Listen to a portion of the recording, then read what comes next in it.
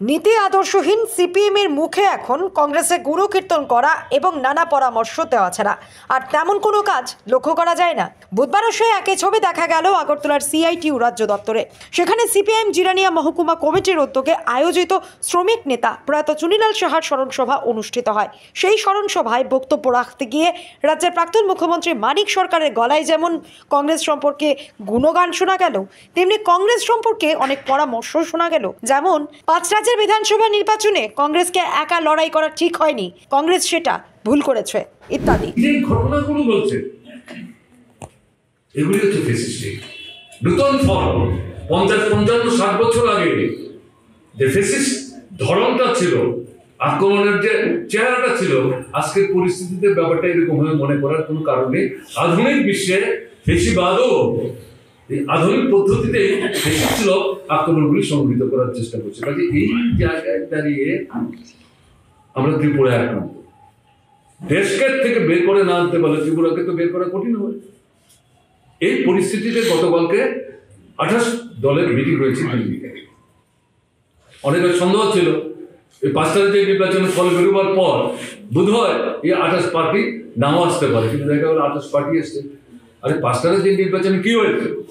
আপনারা 3টা জায়গায় জিতেছেন, বাকি 2টা জায়গায় গোহায় হয়ে যাচ্ছেন, তেলেঙ্গানায় হয়ে গেছেন, মিজোরামে প্রার্থী দিতে পারলেন না, মারাত্মক একটা ভোট পেয়েছেন, ঘটনা তো না।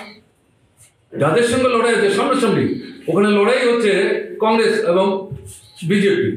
ফলটা ভালো হতে পারতো কংগ্রেসের যদি মানে একা চলার চেষ্টা না করতে।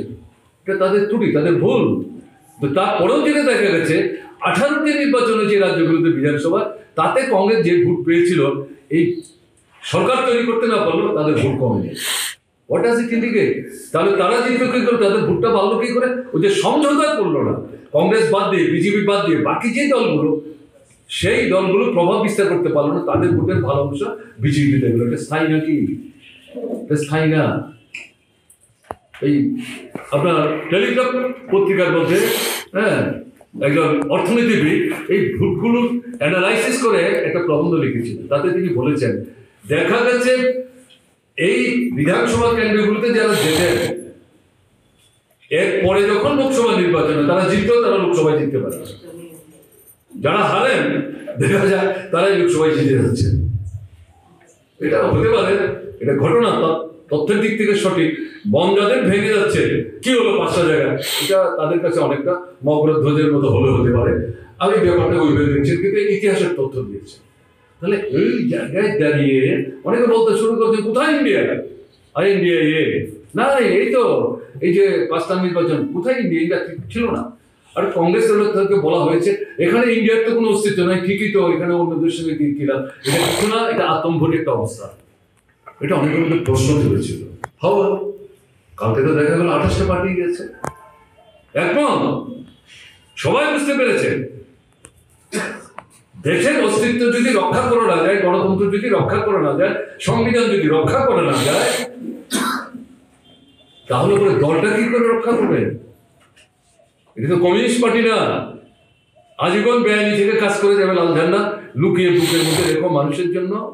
পরাধীন ভারতবর্ষে, স্বাধীন ভারতবর্ষে যে কংগ্রেসের নেতৃত্ব মেনে স্বাধীনতা সংগ্রাম করলো, সেই কংগ্রেস সরকারে বসে 48 সাল থেকে এই কমিউনিস্ট পার্টিকে আবার সেখানে নিষিদ্ধ করে দিল।